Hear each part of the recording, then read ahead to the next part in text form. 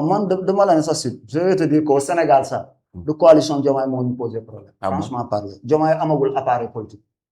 quoi qu'on puisse dire Mimi Touré mii nii du moom moo am appareil politique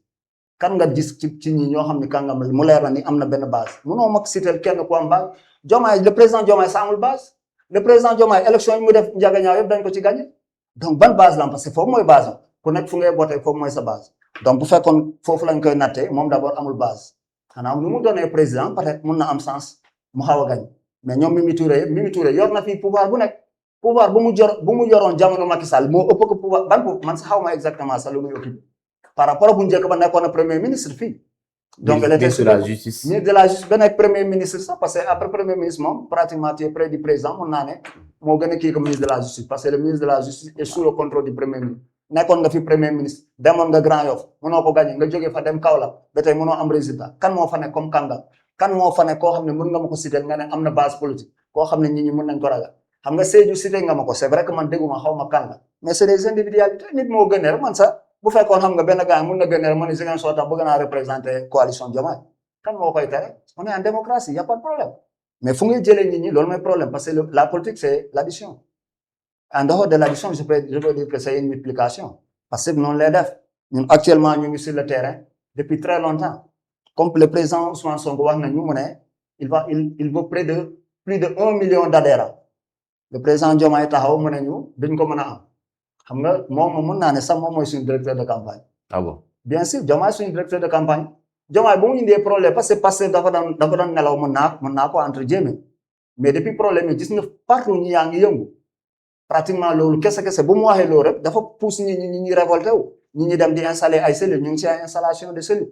ban parti nga fi gis mu nekk sur le terrain néew ma sur les plateaux de tout le monde tous les partis sont sur les plateaux là je suis d'accord mais quel est le parti qui est sur le terrain il y a que le Pastef qui est sur le terrain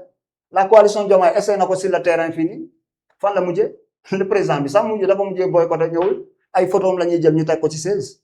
tandis que ñun quelque quoi qu'on puisse dire si vous allez dans les villages les plus reculés ça tu vas trouver d'abord di nga fa fekk ay cellules Pastef yi nekk di fonctionner parce que politique nu muy doxee ci politique kenn mënu ko doxee noonu amul parti politique bu koy doxee noonu amul. alors su ma sukkandikoo si li ngay wax en conclusion waa coalition Diomaye mënuñu leen poser problème si réew mi si sud bi ba si Ziguinchor aussi. mënuñu leen fi poser problème. dëgg fa yàlla de sud bi de yaa ma waxu sëy franchement dégguma ko. mais dinaa ko suivre tam. voilà dinaa ko suivre yaa ma waxu sëy. ba si Ziguinchor. même à Ziguinchor y a des personnes qui sont sorties j'avais suivi mos naa seetaan benn ay quelques personnes ñu ne ay coalition Diomaye la ñuy représenter comme ni ma leen ko waxee man mosuma leen xam ci politique. les gens sont libres de sortir aussi de représenter la coalition Diomaye munoo tere ñi ñu dem bokk coalition Diomaye mais lu ma wóor ba lu wóor mooy Pastef moom franchement sur le terrain là ñun lu ñu liggéey du dans 2 ans léegi wala Diomaye dina ñëw parce que même notre accession au pouvoir le Pastef a fait comme 2014 ba nga ñëw ba 2024 10 ans te mën naa ne c'est parti politique la boo xam ni moom moo jël recours bu gën a ndaw buñ ko créé ba accéder au pouvoir c'est vrai le président Diomaye mu ngi au pouvoir mais amul appareil boobu boo xam ni appareil politique bu lay mën a defaral mu defal la maanaam nga garder benn marge de manœuvre ci élection Sénégal dans 2 ans maanaam fii ba 2020 du ma ne sax 2 ans parce que am na élection yi ñëwal en 2027 donc élection yooyu 2025 rek baromètre la de mesure fooy jëlee ay ñi parce que instant yi yow dem nga pour jël ay maire sa mënoo parce que c'est des gens fidèles franchement parler peut-être que on peut dire que entre guillemets il y a des gens qui nous ont déçus Diomaye ci la bokk c'est un frère Yankuba xam naa ko bu baax Yankuba man sama grand la depuis université il est de Bignona man maa ngi yoon fii di représenter mais fekk naa leen université Dakar franchement parler waa Bignona fekk naa leen fa moom bu muy nekk maanaam la kii nag seen amical bu muy nekk président mais c'est une déception ba tey il est libre kenn du ko saaga kenn du ko mais ñun dañoo jàpp ni carrément foofu moom c'est une déception. tu pensais que Yankuba daf leen trahir en quelque sorte. bon man lu ma la waxoon si njëlbeen loolu laa lay waxaat dafa am lu ñu tracé. yow boo ci nekkul parce que moom it am na ñu ko jege nee nañu donc am na liggéey bu mu door boo xam ne nii donc jàpp na ne foog mu wóyle ko parce que intérêt réew mi la siy xool. waaw mais est-ce que Yankuba kese la am na yeneen ministres yu fi nekk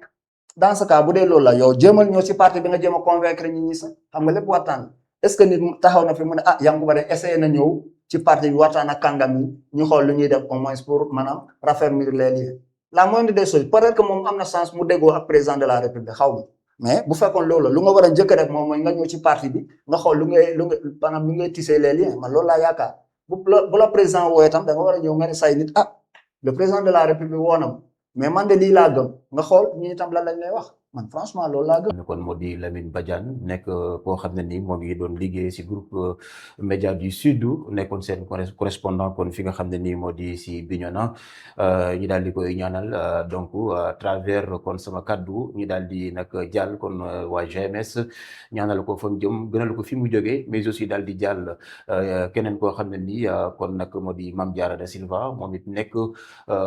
consoeur doon liggéey fi nga xam ne kon moo di si Sud FM moom it tey suba lañ nag daal di koy nag